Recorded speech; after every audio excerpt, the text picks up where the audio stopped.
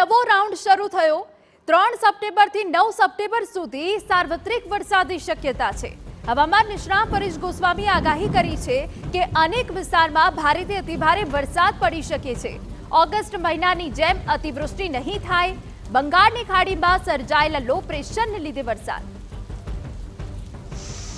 3 સપ્ટેમ્બરથી લઈને 9 સપ્ટેમ્બર દરમિયાન રાજ્યના અલગ અલગ વિસ્તારોમાં આ વરસાદનો રાઉન્ડ છે જોવા મળશે। જોકે આ વરસાદનો રાઉન્ડ છે એમાં અતિવૃષ્ટિની કોઈ શક્યતાઓ નથી। મધ્યમથી ભારે વરસાદ અને અમુક વિસ્તારોની અંદર છૂટાછવાયા ઝાપટા જોવા મળે તેવી શક્યતાઓ છે। ખાસ કરીને ઓગસ્ટ મહિનામાં જે વરસાદો પડ્યા એવા વરસાદો આ રાઉન્ડની અંદર આપણે જોવા નહીં મળે। પણ 3 થી 9 સપ્ટેમ્બરનો રાઉન્ડ છે જેની અંદર ખાસ કરીને બંગાળની ખાડીની અંદર સૌપ્રથમ જે સાયક્લોનિક સર્ક્યુલેશન બન્યું હતું એ સાયક્લોનિક સર્ક્યુલેશન છે એ આપણે લો પ્રેશર બની ગુજરાત સુધી પહોંચી ગયું છે અને આજે 3 સપ્ટેમ્બરથી રાજ્યના અનેક વિસ્તારોની અંદર આની વરસાદની અસર પણ જોવા મળી રહી છે।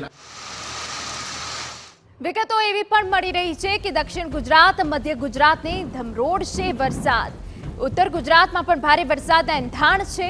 રાજ્યના 65% વિસ્તારને નવી વરસાદી સિસ્ટમ આવરી લેશે। અંકલેશ્વર ભરૂચમાં 4 થી 6 ઇંચ વરસાદ પડવાની શક્યતા છે। આ તરફ આણંદ નડિયાદ વડોદરામાં વરસાદની તીવ્રતા જોવા મળી શકે। સૌરાષ્ટ્ર અને કચ્છમાં પણ છૂટા છવાયા ઝાપટા પડી શકે।